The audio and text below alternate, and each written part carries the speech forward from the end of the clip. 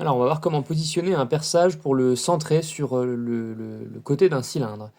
Donc ici, je vais créer mon cylindre, je vais sélectionner par exemple le plan XY. On crée notre cylindre, donc tout simplement un cercle, par exemple 50 mm de diamètre. On ferme l'esquisse, on crée la protrusion, la hauteur de notre cylindre, que voici. On va ensuite créer un plan décalé. On va par exemple se mettre sur ce plan-là, et puis on va le décaler donc 25 mm pour qu'il soit tangent ici à notre cercle, à notre cylindre, pardon. Donc ensuite, avec la touche espace, je vais masquer les origines. Et ici, moi, ce que je veux, c'est faire un perçage, en fait, ici, parfaitement au milieu, par exemple, ou à une distance déterminée de ces angles-là. Donc pour ça, je vais sélectionner cette face, cette face que j'ai créée, enfin ce plan que j'ai créé. Je vais faire mon esquisse. Je vais mettre, alors je vais faire exprès de ne pas utiliser ces choses-là pour justement, même si on est décalé, hein, ne pas utiliser ces angles-là, mais bien les points existants ici.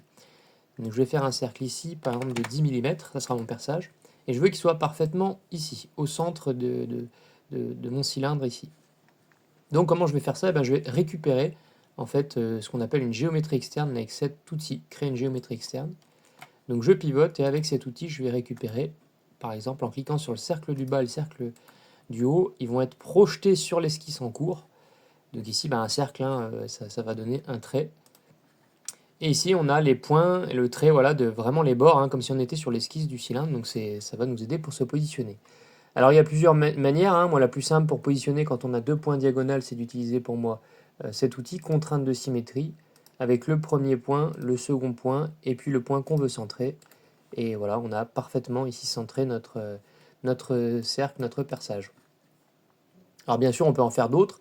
Par exemple, si je veux faire un perçage ici, et que je veux que ce perçage soit à une distance de ce point-là, et je peux le faire de cette manière, hein. Je veux dire qu'il soit au centre. Alors là, du coup, je l'ai déjà bloqué en fait avec cette contrainte sur cet axe-là. Donc je la supprime pour le faire manuellement pour la démonstration. Donc par exemple ici, celui-ci. Donc je vais me mettre ici à 25 pour être centré. Et ici, je vais me mettre dans ce sens-là, par exemple aussi à 25. Voilà. Donc ça permet comme ça, en récupérant une géométrie externe, hein, toujours avec cet outil, de pouvoir se positionner par rapport à des choses qui ne sont pas sur l'esquisse en cours. On ferme maintenant l'esquisse, et puis on peut procéder à notre perçage. Donc ici, je vais faire un perçage à travers tout.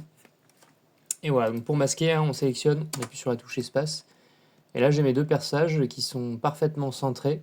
Enfin, le premier est parfaitement centré, et le second, j'ai mis des dimensions.